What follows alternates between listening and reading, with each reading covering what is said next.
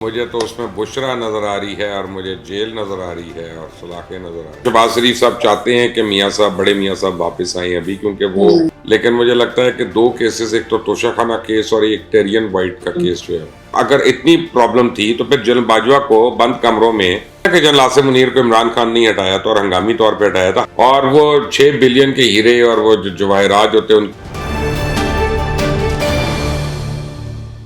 अस्सलामुअलैकुम नाज़रीन, आप देख रहे हैं मुबश्शिर लुकमान यूट्यूब चैनल। मैं हूं माहिश तबस्सुम। नाज़रीन, मुल्क का सियासी मंजरनामा इस वक्त बड़ा एक कंफ्यूजिंग सा नज़र आ रहा है। कुछ समझ नहीं आती कि कौन इस वक्त ऊपर है और किसके फॉलोअर्स ज़्यादा हैं, या आवाम किसके साथ है, या बाकी चीज़ें किसके साथ हैं। क्योंकि कभी ऐसा लग रहा होता है कि खान साहब के साथ हैं और कभी लग रहा होता है कि नवाज शरीफ, क्योंकि नवाज शरीफ के भी वापस आने के चांसेस बहुत ज़्यादा हैं। मुबश्शिर साहब, आप मुल्क का सियासी मंजरनामा भी कैसा देख रहे हैं? जो रोशन मुस्तकबिल है वो आपके ख्याल में खान साहब का है या नवाज शरीफ साहब का? देखिए, मैं आपको बताऊं, खान साहब का मुस्तकबिल तो मुझे इतना को रोशन और दरख्शां नज़र नहीं आ रहा। ना उसमें मुझे कोई कहकशां नज़र आ रही है, ना कोई रेनबो नज़र आ रही है। अब मुझे तो उसमें बुशरा नज़र आ रही है और मुझे जेल नज़र आ रही है और सलाखें नज़र आ रही है जेल की। अच्छा। लेकिन यह है कि जहाँ तक मियाँ नवाज शरीफ का ताल्लुक है, तो वो भी, मैं तो कायम हूँ अभी तक इस बात पे कि वो जल्दी नहीं आ रहे पाकिस्तान। हर आदमी कहता है, हर एक ये बता रहा है कि मियाँ साहब पता नहीं आप 2 हफ्ते में आ रहे हैं, ये आ रहे हैं। कब से आपको, मैं महीने से ये बात हो रही है ना, और मैं आपको हर रोज एक बात कहता हूँ कि नहीं आ रहे जल्दी। वो हाथी के दांत खाने के और दिखाने के, और जब वो आएंगे ना तो सबको पता चल जाएगा। असल में जो अंदर की खबर है वो ये है कि PMLN के अंदर भी इख्तलाफात हैं और बहुत ज़्यादा इख्तलाफात हैं। कुछ क़यादत के आपस में भी हैं, और मेरा ख्याल है, मेरा ये ख्याल है कि दोनों भाइयों के भी आपस में हैं। और ख़ास तौर पे जब से सुलेमान शहबाज साहब वापस आए हैं और मरियम के केसेस नहीं ख़त्म हुए, तो वो अब उनको प्रॉब्लम है। तो आज नैब ने ये कहा है कि जी हम मरियम बीबी के केस को परसू नहीं करेंगे। तो मेरा ख्याल है कि वो उस वजह से हुआ है, वरना वो अभी तक हो नहीं रहा था। और मुझे नहीं लगता कि शहबाज शरीफ साहब चाहते हैं कि मियाँ साहब, बड़े मियाँ साहब वापस आए अभी, क्योंकि वो वजीर आजम है। माविश, और बड़ी कशिश होती है वजीर आजम बनने की। और जाहिर है वो तो फर्स्ट टाइम बने हैं, तो उनको वो ज्यादा कशिश महसूस हो रही है। जी हाँ, और जो अपना इमरान खान, उनका मुझे लगता है कि वो बहुत फंसने लगे हैं और मजीद फंसने लगे हैं। हो सकता है आप मेरे से सवाल भी करें आगे जाके, लेकिन मुझे लगता है कि 2 केसेस, एक तो तोशाखाना केस और एक टेरियन वाइट का केस जो है, ये अब उनके गले की हड्डी बन रहा है। और इसलिए मुझे लड़ाइयाँ तो नज़र आ रही हैं सियासत में, हल नहीं अभी नज़र आ रहा। मैंने नून लीग में से जो शीन लीग निकलने की बातें होती थी, वो आने वाले दिनों में हो सकता है वैसा। नहीं, नून से शीन नहीं निकलेगी, क्योंकि माइनस नवाज बाकी कोई भी लीडर नहीं है PMLN में। ये मानना पड़ेगा, हमें उसे पसंद करें ना करें उससे फर्क नहीं पड़ता, लेकिन लीडर सिर्फ नवाज शरीफ है। तो और मियाँ शहबाज शरीफ की जो गवर्नेंस है उसने काफ़ी लोगों को डिसअपॉइंट किया। कोई इतना उन्होंने 8 महीने में वो चमक नहीं दिखाई कि जिसमें हम कहें कि नहीं यार ये बहुत बेहतर है अपने भाई से और इनको होना चाहिए। तो आप देखें अभी इख्तलाफात कहाँ तक जाते हैं, लेकिन मुझे ये लग रहा है। खान साहब ने आज खुलकर कह दिया है कि बाजवा साहब ने शरीफ और जरदारी खानदान को NRO दिया है। तो सर, अब तो जाहिर है आपको भी मान जाना चाहिए, क्योंकि अगर खान साहब ऐसा बार बार कह रहे हैं तो हो भी सकता है, क्योंकि सबके केसेस तो खत्म हो रहे हैं आहिस्ता आहिस्ता। 100 दफा पे तो मैं जानता हूँ जहाँ इमरान खान ने झूठ बोला, जहाँ इमरान खान ने गलत बयानी की।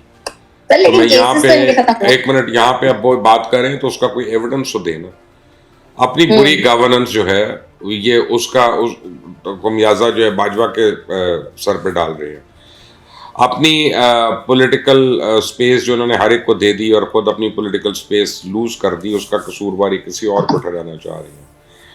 अपनी मर्जी का आर्मी चीफ नहीं। ये तो अगर इतनी प्रॉब्लम थी तो फिर जनरल बाजवा को बंद कमरों में लाइफ टाइम एक्सटेंशन देने की क्यों बातें कर रहे थे कि जब तक आपका दिल करता है आप एक्सटेंशन ले लें। अगर इतनी गलत बात थी तो पूरी इन्होंने कानून साजी करके पार्लियामेंट के थ्रू जनरल बाजवा को एक्सटेंशन क्यों दी थी, और हालांकि सुप्रीम कोर्ट तक मामला चला गया था ये। इसलिए कि जनरल बाजवा अब जा चुके हैं, रिटायर हो चुके हैं, तो अब आप उनका नाम बार बार लें कि यार उनके पास कोई फोरम ही नहीं है, वो कहाँ पे आके जवाब देंगे। ठीक है ना। तो ये इमरान खान की पुरानी आदत है कि जो उसको कमज़ोर लगता है उसके ऊपर हमले करता है। और जो सामने बैठा है वो उसकी तारीफें करता हुआ खत्म नहीं होता जनरल आसिम मुनीर की।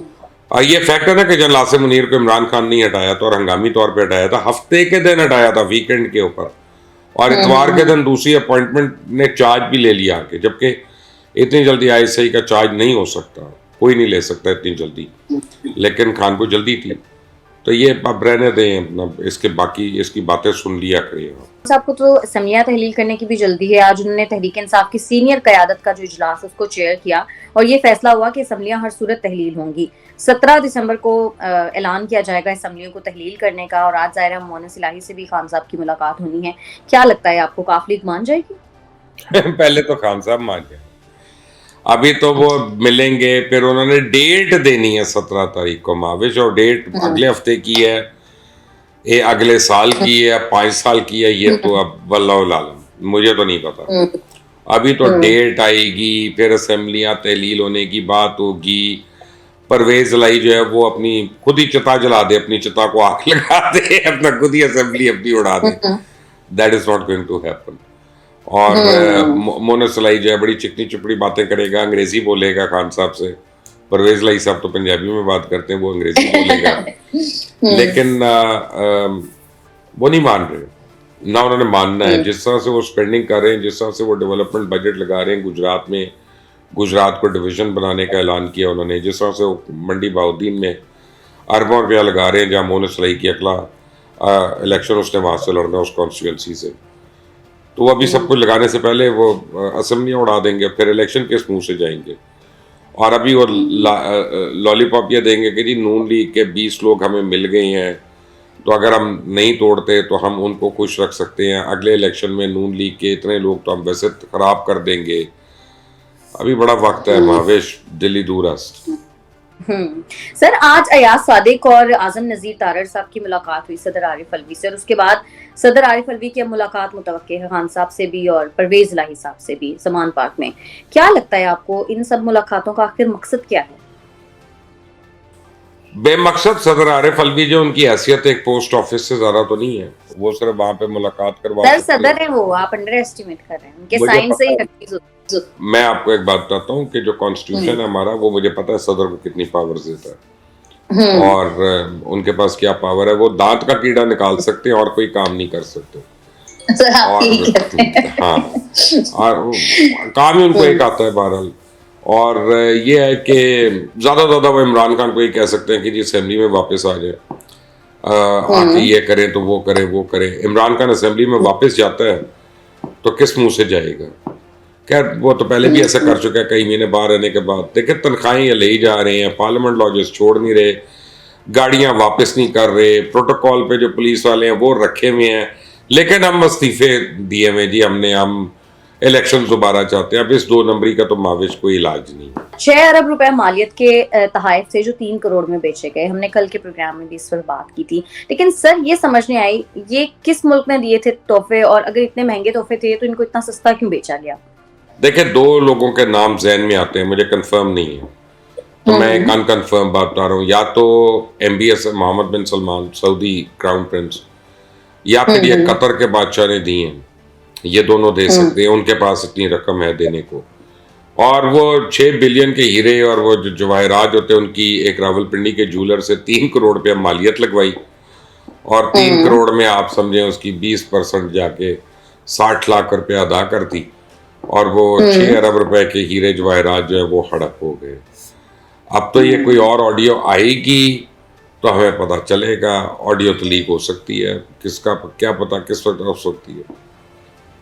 सर, बुज़दार साहब के खान साहब से नाराजगी की बड़ी खबरें हैं, क्यों नाराज हैं वो? सुना है कि वसीम अकरम प्लस बड़े गिले शिकवे कर रहे हैं खान साहब से। अब देखा ना, अब ये दिन आना था ना कि वसीम अकरम प्लस भी गिला शिकवा करे इमरान खान से है। ये नहीं कुछ है इसका कि इमरान खान उसे गिले करे, वो कर रहा है इमरान से गिले। आप देखें, इसे कहते हैं ना बदलता है रंग आसमां कैसे कैसे है। गुजदार का प्रॉब्लम ये है, या वो उसका स्टूपिड झूठे आदमी का, वो भी झूठा आदमी, करप्शन से भरा हुआ आदमी, उसका प्रॉब्लम यह है कि उसने तौसा शरीफ को जिला बनाने के लिए बात की थी, पूरी इमरान खान को उसने ब्रीफिंग दी थी सब कुछ, तो अभी तक वो नहीं हो रहा। तो इमरान खान ने उनको कहा है कि जी असेंबलियां तहलील होने से पहले तौसा शरीफ को जिले का दर्जा दिया जाएगा। तो अभी तो उसके ऊपर वर्किंग भी नहीं हुई है, तो अब इसका मतलब है असेंबलियां कब तहलील होंगी, ये या फिर वो झूठ है या वो झूठ है। 4 जिलों का तो नोटिफिकेशन परवेज लाई ने अक्टूबर में ही निकाल दिया। तौसा रहता है, तौसा पे वो अपना गुस्सा निकाल रहे हैं। हालांकि अगर उस्मान बुज़दार ने किसी का ख्याल किया अपनी हुकूमत में, अपने अलावा फराह गोगी के अलावा, एहसन गुज्जर के अलावा, खबर मानिका के अलावा, बुशरा बीबी के अलावा, तो उसने परवेज लाई का किया। लेकिन बहरहाल अब वाक़या दिखा रहे हैं उनको। सर सोशल मीडिया पर कुछ सहाफ़ी ये बात कर रहे हैं कि खान साहब को पहले वार्निंग दी गई और उसके बाद बड़े एक मंसूबे के तहत उनको नाअहल करवाया गया। सर ये सिर्फ एक बयानिया बनाया जा रहा है या इसमें वाकई कोई सदाकत है? ये बयानिया बनाया जा रहा है क्योंकि आप देखें कर कौन रहा है। एक चौधरी गुलाम हुसैन ने की है, एक इमरान रियाज खान ने की है ट्वीट। अब मैं क्या कहूँ, ठीक है ना, सबको पता है कि उनके एक एफिलिएशन है, उनकी एक सॉफ्ट कॉर्नर है, इसमें तो कोई दो राय नहीं। जिससे आप मुझे कह सकती हैं कि मैं मुखालिफ साइड पे खड़ा हुआ हूँ, सलीम साफ़ी मुखालिफ साइड पे खड़ा हुआ है, तो आप हमारी हर बात को आप with a pinch of salt आपको लेना पड़ेगा। तो उनकी भी हर बात को आपको with a pinch of salt लेना पड़ेगा अगर आप न्यूट्रलिटी देखना चाहती हैं। नाअहल तो होना है इमरान ने, उसके करतूत ऐसे हैं, उसके झूठ ऐसे हैं, उसकी चोरियां ऐसी हैं और वो पकड़ा गया। अब तो नाअहल तो उसने होना है, लेकिन इस बयानिया बनाने का कोई फर्क नहीं पड़ेगा कि तारीख भी गवाह रहेगी कि मुल्क डूब रहा था और ये लोग अपनी वफादारियां निभा रहे थे सारे एक दूसरे के साथ। तो सर खबरें तो ये भी आ रही हैं कि सोशल मीडिया के जरिए उन जजेस के खिलाफ भी प्रोपेगेंडा किया जाएगा जो खान साहब के केसेस की समाअत करेंगे। सर ऐसा क्यों किया जाएगा? इससे कोई फायदा हासिल हो सकता है? तो कौन सा नई बात है? इमरान खान और उसके ट्रोल्स ने आज तक किसका मुहासबा नहीं किया कि जो उनके खिलाफ बात करे, उनकी करप्शन को दिखाए। ये तो अपने मोहसिनों को नहीं इन्होंने बख्शा। इन्होंने तो ये तो मोहसिन कुश हैं बहुत बड़े, अपने ऊपर एहसान करने वालों के ऊपर केसेस किए, उनको फारिग कराया नौकरियों से, उनको अंदर बंद करवाया, उनको गालम गलोच की, उनको बुरा भला कहा, उनके घरों का घेराव कराया। मोहसिन बेग को देखें, उसके घर में तो एफआईए भेज दी, पुलिस भेज दी, फायरिंग करा दी, इंसदाद दहशतगर्दी के पर्चे कटा दिए। ये तो एक एग्जाम्पल है। जहांगीर तरीन की तो बेटी और बहू के ऊपर केसेस करवा दिए, बीवी तो करवाए थे। तो ये तो इतना गिरी हुई हरकतें कर सकता है, इतनी नीचे गिर के हरकतें कर सकता है, ये कौन सा कोई नई बात है? सर एशियाई तरक्याती बैंक ने एक ऑडिट रिपोर्ट जारी की है जिसके मुताबिक महंगाई की जो शर्रा है पाकिस्तान में वो 26.3% है, यानी हम एशिया में दूसरे नंबर पर हैं महंगाई में। सर कौन जिम्मेदार? अब ये नहीं कहिएगा कि खान साहब, क्योंकि खान साहब अकेले नहीं है। देखिए माविश, टू बी ऑनेस्ट, इसमें पूरी कौम जिम्मेदार है।